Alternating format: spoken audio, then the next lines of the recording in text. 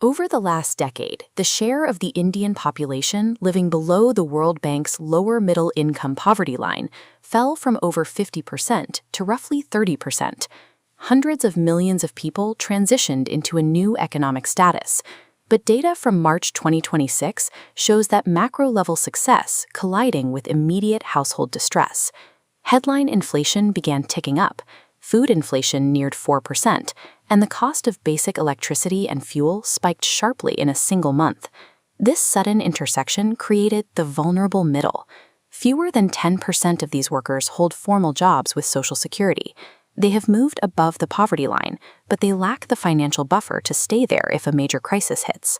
Right now, two distinct, completely external crises are converging on the Indian economy.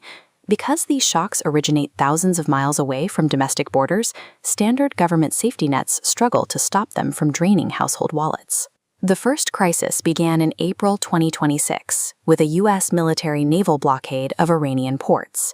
In response, Iran threatened to disrupt trade across the Persian Gulf and the Gulf of Oman, instantly choking one of the planet's most critical maritime shipping routes. The global energy markets reacted violently. In a matter of weeks, the price of the Indian crude oil basket skyrocketed, leaping from a manageable $70 baseline to $157 per barrel before settling back slightly. India's energy composition exposes a severe structural weakness. We import nearly 90% of our crude oil. When barrel costs double, the economy absorbs it instantly. Expensive oil cascades into logistics, driving up prices of everything from textiles to fertilizers for the planting season. Investors saw this inflation risk and reacted. In March 2026 alone, foreign portfolio investments saw net outflows of over $13 billion as capital fled the country. This rapid exit increased the demand for dollars, accelerating the depreciation of the Indian rupee. A distant geopolitical conflict in West Asia operates like a heavy, invisible tax levied directly on the everyday Indian consumer, draining their daily purchasing power and weakening the national currency. While the Persian Gulf disrupts energy, a second crisis is brewing in the central equatorial Pacific. An El Niño pattern is developing, a periodic warming of sea surface temperatures which throws global weather systems entirely out of balance. For India, this is an immediate threat. In April, the Meteorological Department projected a below-normal monsoon, expecting only 92% of the average rainfall. This is the first time in 11 years the agency has issued a below-normal warning this early.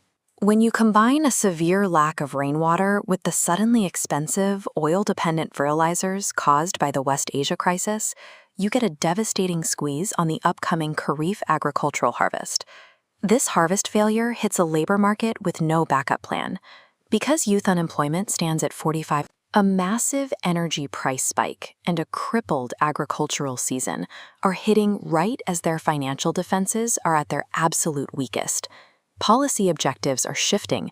The immediate imperative is building an institutional floor to prevent millions of citizens from sliding back into poverty. Managing this dual shock places policymakers in a severe bind. This diagram illustrates an economic principle known as the Mundell-Fleming model, or the impossible trinity. It shows that a country cannot simultaneously maintain a fixed exchange rate, free capital movement, and an independent monetary policy. In 2026, the Reserve Bank of India faces a painful trade-off. Because the current inflation is driven by supply shocks, a physical lack of rain, and blocked shipping lanes, the central bank cannot simply raise interest rates without suffocating the GDP growth needed to create jobs. A national currency acts as a barometer of credibility. When external shocks threaten domestic stability, a depreciating rupee exposes underlying structural weaknesses to global investors. Masking the crisis with temporary government subsidies only drains the national fiscal deficit and delays the inevitable. The required long-term solution is expanding productive, formal employment that offers real social security to the workforce. Lasting economic resilience involves linking the nation's rising productivity directly to worker wages. Survival depends on moving beyond temporary relief toward fundamental stability.